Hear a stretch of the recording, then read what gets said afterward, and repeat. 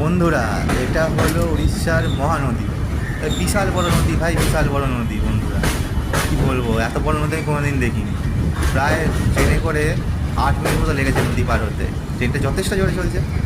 হ্যাঁ, আর এই যে বাড়ির চরগুলো দেখতে পাচ্ছ, এই নদীটা কিন্তু শুকনো না, নদীটা ওপাশে বাঁধ দেওয়া আছে। আর বর্ষাকালে বাঁধটা ছেড়ে দিলে পুরো টলটল করে জল। আর ওই যে ওই দিকটা দিয়ে সব গাড়িগুলো যাচ্ছে, আর এই নদী যাচ্ছে সব গাড়িগুলো। আর বাঁধতে আছে দেখাই যাচ্ছে।